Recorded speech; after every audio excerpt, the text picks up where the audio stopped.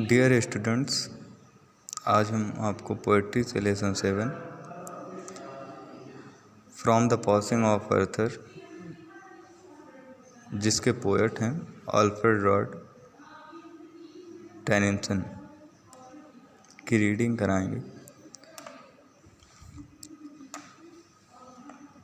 Poem पे चलते हैं। चलिए शुरू करते हैं। इसमें जो राइटर होता है वो एक छोटी सी एक हल्की सी नाव में बैठा हुआ होता है और वो इस संसार के बारे में बता रहा होता है। देखिए, एंड और स्लोली आंसर्ड अर्थर, मतलब धीरे से एकदम बहुत ही धीमी आवाज़ में उत्तर देता है। फ्रॉम द बारेज, उसी नाव से। बारेज में नाव, boat. The old order change, मतलब जो पुराने नियम होते हैं, जो पुराने नियम कानून, जो प्रणाली होती है वो बदल जाती है। यील्डिंग प्लेस टू न्यू, और इनके स्थान पर क्या होते हैं, नए आ जाते हैं, है ना। एंड और गॉड, जो ईश्वर होता है वो fulfils himself in many ways, है ना। वो जो ईश्वर होता है वो अपनी इच्छाओं को क्या करता है, काफ़ी तरीक़ों से पूरा करता है। फिर से, एंड और स्लोली आंसर्ड अर्थर, मतलब जो अर्थर होता है वो धीरे से जवाब देता है। फ्रॉम द बारेज, अपनी नाव से। एक बार फिर से देख लीजिए। एंड स्लोली आंसर्ड, मतलब धीरे से उत्तर देता है अर्थर, मतलब जो लेखक होता है, जो पोएट होता है। फ्रॉम द बारेज, अपनी नाव से। क्या कहता है, द ओल्ड ऑर्डर चेंज, मतलब जो पुराने नियम होते हैं वो बदल जाते हैं। यील्डिंग प्लेस टू न्यू, और इनके स्थान पर नए आ जाते हैं। एंड और जो गॉड होता है, जो ईश्वर होता है, फुलफिल्स हिमसेल्फ, वो अपनी इच्छाओं को पूरा करता है। इन मैनी वेज, कई तरीक़ों से, मतलब किसी भी तरह से जो ईश्वर होता है वो अपनी इच्छाओं को पूरा कर लेता है। Lest one good custom should corrupt the world, है ना।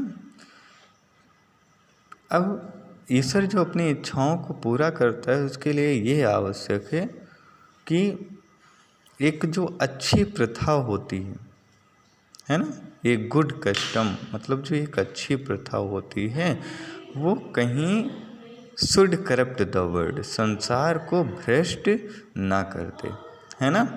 मतलब कहीं एक अच्छी जो प्रथा है वो संसार को भ्रष्ट ना कर दे। तो कंफर्ट थाई सेल्फ, अपने आप को आराम दीजिए। व्हाट कंफर्ट इज इन मी, है ना। मतलब मेरे अंदर, व्हाट कंफर्ट, कौन सा आराम, इज इन मी, हमारे लिए अंदर है, मतलब हमारे अंदर कौन सा धैर्य आराम है।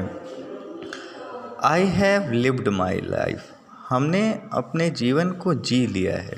And that which I have done, और जो कुछ भी मैंने किया है।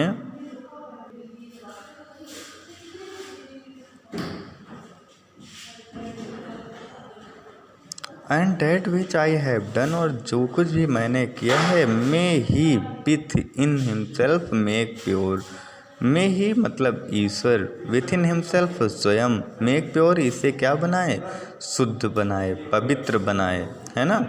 मतलब जो कुछ भी, जितने भी हमने कार्य किया है वो ईश्वर अपने अंदर इसे क्या बनाए, पवित्र बनाए। बट थो,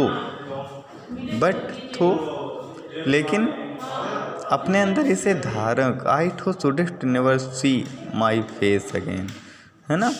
और जिससे जो है उसमें कोई त्रुटि ना हो।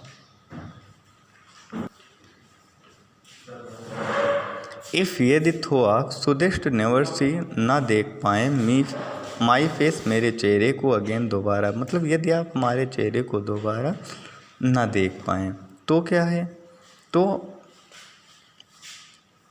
आई J for my soul, pray for my soul, तो क्या करिए, हमारी आत्मा के लिए, है ना, क्या करिए, प्रार्थना करिए। मतलब यदि कोई भी व्यक्ति है, यदि आप किसी भी व्यक्ति के चेहरे को नहीं देख पाते हैं तो, या वो चेहरा इस दुनिया में नहीं रह जाता है, तो आप उसकी आत्मा के लिए प्रार्थना करिए। तो यही जो है राइटर कहता है, तो यदि आप शुडेस्ट नेवर सी आप ना देख सकें माई फेस अगेन हमारे चेहरे को दोबारा, तो क्या करिए, प्रे फॉर माई सोल, तो हमारी आत्मा के लिए प्रार्थना करिए। क्यों प्रार्थना करिए? क्योंकि जो मोर थिंग्स, ज़्यादातर इस संसार की जो वस्तुएं हैं वो आर रॉट बाय प्रेयर, वो प्रार्थना के द्वारा प्राप्त की जा सकती हैं। Then this word dream of wherefore let thy voice, है ना।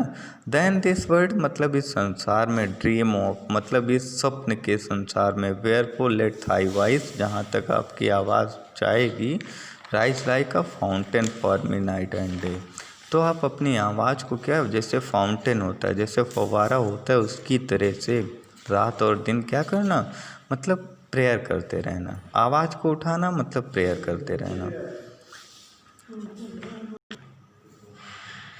For what are men better, मतलब इन सभी के लिए जो मेन होते हैं वो अच्छे होते हैं। किससे?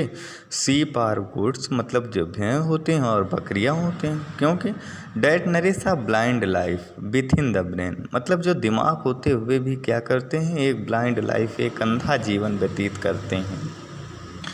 इफ़ यदि नोइंग गॉड ऑफ, ईश्वर की सत्यता के बारे में जानते हैं तो they lift not hand of prayer, लेकिन तब भी वो अपने हाथ को कभी प्रेयर के लिए, कभी प्रार्थना के लिए नहीं उठाते हैं। Both for themselves and those who call them friend, मतलब उन दोनों के लिए जो उनको मित्र कहते हैं या फिर वो स्वयं, है ना। For so the whole round earth is every way bound by gold chain about the feet of God. For so the whole round मतलब पूरा जो हमारा चक्र है, हमारा जो ईश्वर है, ईश्वर है, या ये जो संपूर्ण संसार है ना, वो एक हर तरह से चारों तरफ से एक सोने की जंजीर के माध्यम से क्या है,